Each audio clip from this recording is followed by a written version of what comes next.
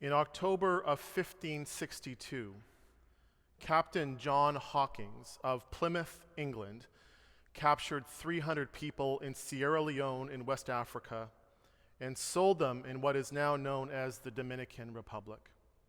He returned home with ships laden with ivory, hides, and sugar. History records this voyage as the beginning of the slave trade for the English. Hawkins' personal wealth from selling people became so substantial that Queen Elizabeth I granted him a special coat of arms that included a slave in chains as part of the iconography. Hawkins was said to be a devout Christian. He would hold worship services on his ship. He required his crew to serve God daily and to love one another. He thought of himself as a Christian missionary, spreading the good news. He would land on the shores of Africa, approach the people harvesting their crops and living their lives, and preach to them of a God named Jesus who loved them. He would ask which among them sought to have this Jesus as their Savior. Those who put up their hands were led to his ship and put in shackles and never saw their families or homeland again. The name of John Hawkins' ship, that ship that started the English slave trade, was Jesus of Lubeck, also known as the Good Ship Jesus. In his book, Jesus and the Disinherited, Howard Thurman, a forerunner in black liberation theology, says that too often in history, in Rome, in Europe, in North America, the quest for respectability and wealth has seen the Christian church on the side of the strong against the weak, on the side of the oppressor against the oppressed. He says that a religion that was born of a people acquainted with persecution and suffering became the cornerstone of a civilization and of nations whose position in modern life has too often been secured by a ruthless use of power over weak and defenseless peoples. Again and again, the missionary impulse within Christianity, the call to go and fish for people, has gotten intertwined with an imperial supremacist attitude to civilize and subjugate the so-seen savage, heathen, and backwards peoples of the earth. There is a self-bestowed, arrogant grandeur in this type of colonialist missionary thinking where the dominant group feels their way is the best way, indeed the only way, that they have all the answers and resources and culture and are destined to save others out of a paternalistic benevolence. Reverend Graylin Scott Hagler, a black United Church of Christ minister in Washington, D.C., says that proponents of all forms of supremacy, including white supremacy, are exceptionalists, meaning that they believe that they are the exception to the limitations imposed by humanity, nature, and history. Forms of supremacy do not recognize anything more important than itself, and therefore believe all things did not exist or were made possible until they brought it into fruition or discovered it. Reverend Hagler goes on to say that this attitude of supremacy stands alongside ideologies that justify atrocities by citing a higher calling like the white man's burden, manifest destiny, the Christianization of Africans and other indigenous people, and the lust to civilize so-called uncivilized peoples by destroying their cultures and stealing their lands. It must be said again and again until our throats run raw and our voices crack that this attitude of supremacy, this arrogance of exceptionalism, this imperialist relationship to the other is absolutely antithetical to the mission of Jesus and the movement he began on the shores of the Sea of Galilee. As Howard Thurman says, Jesus was born into a people acquainted with persecution and suffering. Jesus was a Jew, likely a poor Jew whose earthly ministry was primarily to other poor Jewish people, farmers, laborers, and fishers, people who lived as a small ethnic and spiritual minority in a sprawling empire, people who lived under subjugation from Roman overlords and their vassal civic and religious leaders. To use Thurman's phrase, Jesus' ministry was primarily to those who lived with their backs against the wall. It was to the poor, the disinherited, the dispossessed that Jesus went first to offer a new kind of kingdom, God's kingdom, a new way of life, his way of life, with love and justice as its cardinal points. As we heard here in our service 2 weeks ago, Jesus proclaimed, "The Spirit of the Lord is upon me because he has anointed me to bring good news to the poor. He has sent me to release captives and to let the oppressed go free, to proclaim the year of the Lord's favor." Jesus' mission was to bring about a new era of liberation, restoration, and return, where debts are forgiven, slaves are freed, and people are liberated to fully participate in God's world, liberated to engage in real reciprocal relationships across all traditional barriers of difference.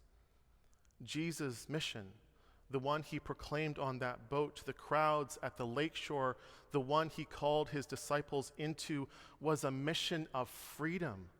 It was a mission of freedom from all forms of oppression and subjugation and slavery. Freedom for those with their backs against the wall. Freedom that comes with wondrous benefit, but also deep responsibility.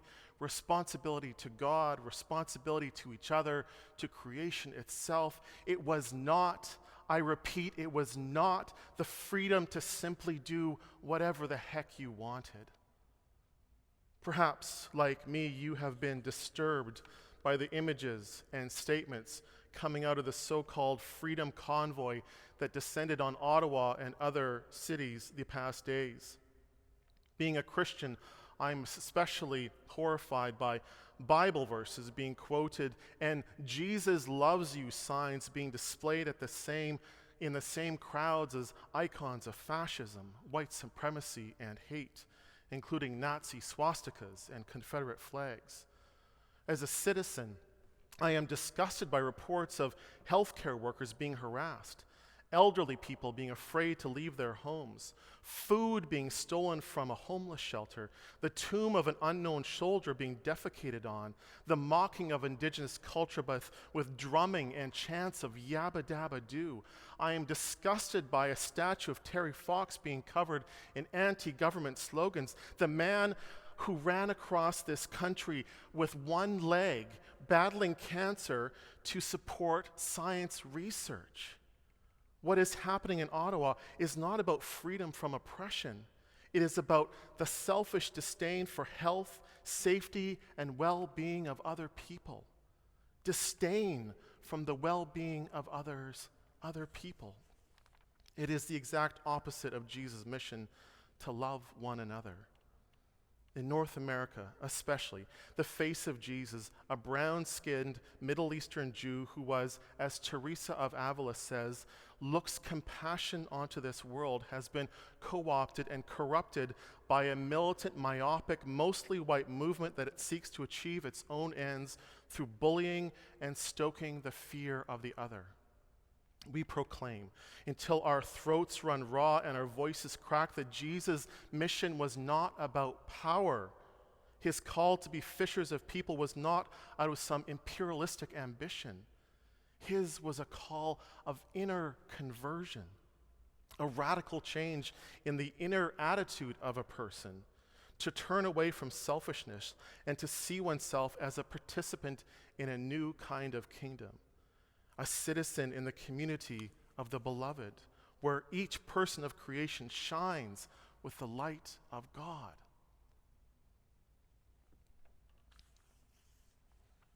In his book, Christ of the Celts, the theologian John Philip Newell describes an event that happened while delivering a talk in Ottawa a number of years ago. He was discussing the prologue of John's Gospel, and specifically the affirmation in John 1:9 that the true light, which enlightens everyone, was coming into the world. Newell invited his audience to watch for the light within themselves, the very center of their being, and to expect to glimpse that light at the heart of each other and deep within the wisdom of other cultures and traditions. At the end of the talk, a Mohawk elder who had been invited to comment on the common ground between this approach to Christianity and the indigenous spirituality of his people stood up. As he stood up, the crowd could see that he had tears in his eyes. He spoke slowly and deliberately. As I have listened to these things, I have been wondering where I would be today. I have been wondering where my people would be today. And I have been wondering where we would be as a Western world today if the missions that came to us on boats from Europe centuries ago had come expecting to find light in us. What would be different if they came expecting to find light?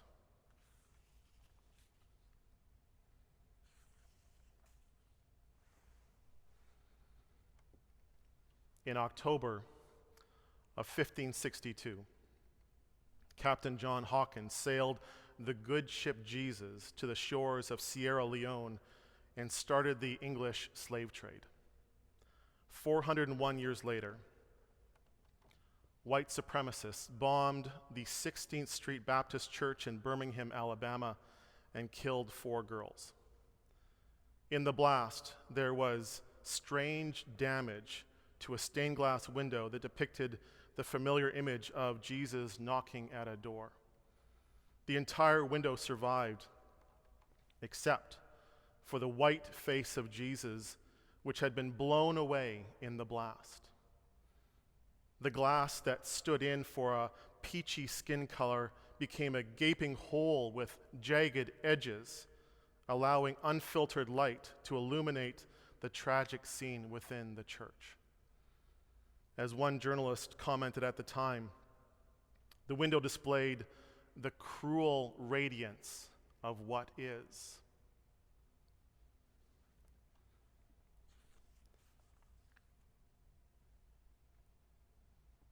COVID-19 is a global health disaster that has killed over 5.7 million people on this planet so far.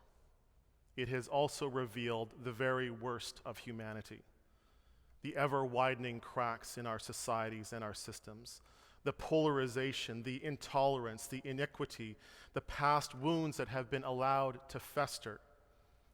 COVID has revealed the cruel radiance of what is. Light is pouring in, and there are no longer shadows to hide in. We cannot undo the terrible wrongs that have been done in our collective history. We cannot undo the terrible wrongs that have been done in the name of Christ. But out of God's grace and mercy, we can be part of a new journey that begins within us and between us. As a people drawn to the lakeshore, we can answer Christ's call to an inward conversion from selfishness to compassion, from disdain to decency. This is the inward conversion that is needed to make outward change. The Reverend Martin Luther King Jr. preached that God can make good even out of evil. God is able to lift you up, he said.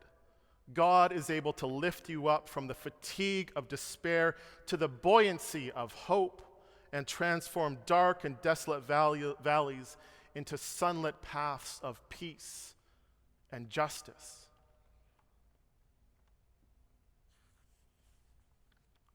Calling from his boat on the Sea of Galilee, Jesus invites those who would be his disciples on a new journey, an outbound, unbound, horizon-bound journey to build a new kind of kingdom, a new beloved community where everyone is valued and has the freedom to live in dignity. A community that journeys through this world seeking the light within us, around us, and expecting to find it in others, even those who are different from us. For those who would be his followers, he calls us to build a community of kindness and conviction that stands up to all forms of oppression and subjugation. We proclaim until our throats run raw and our voices crack that Christ's ongoing mission is not about power, but participation. The good ship Jesus is one where everyone is empowered to row together so that everyone may reach safe harbor together.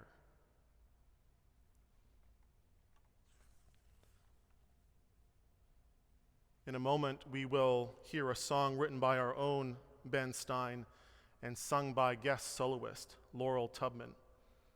It imagines a seemingly ordinary event of a young black woman taking a journey not on a ship, but on a streetcar. What makes this journey unique is that it happened in New Orleans in 1867, shortly after the end of the American Civil War. Up until that time, black people were allowed only to ride on infrequent and overcrowded streetcars with a black star displayed in the window. After the war, black people, along with some white Christian allies, started to advocate for desegregation in the South, even though the establishment pushed back with violence and Jim Crow laws, and desegregation was not fully realized for another 100 years. Small acts of resistance, like boarding a streetcar, paved the way for a fuller participation in life for all of God's children. This now is I Stood Tall.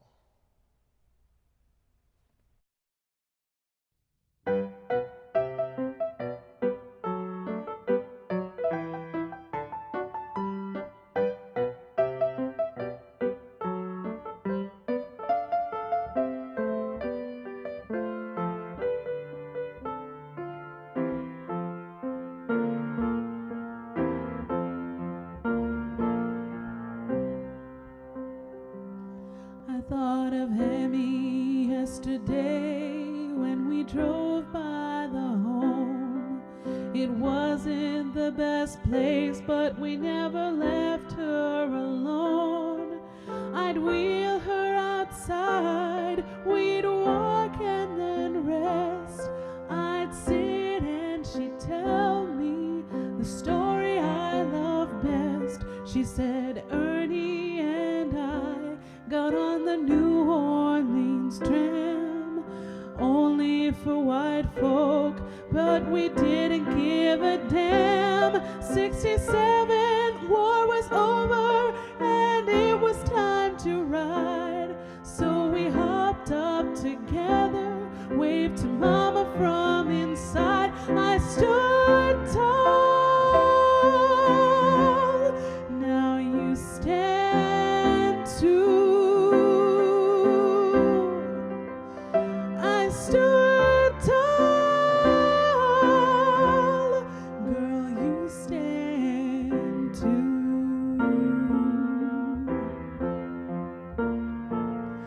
Emmy and Ernie, born 12 years apart. Daddy used to say we had each other's heart. He held me high as we rode and joked the whole time. Called me his little desperado, ready for a life of crime. There were people all around us as we rode down the street, singing Year of Jubilo and stomping their feet. And then we jumped off after a mile or so, got ice cream, ran back to Mama. She said, it's time to go. We stood tall, now you stand too.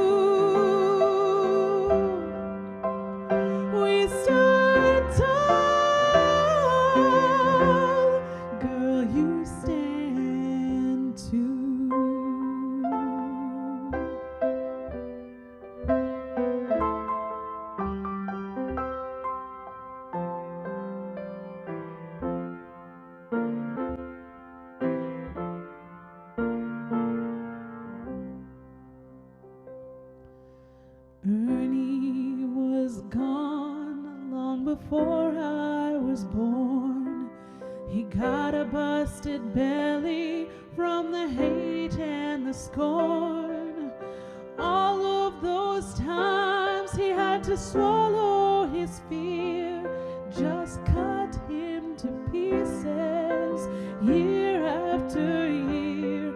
Every time Emmy told me now, it may sound strange, I never stopped hoping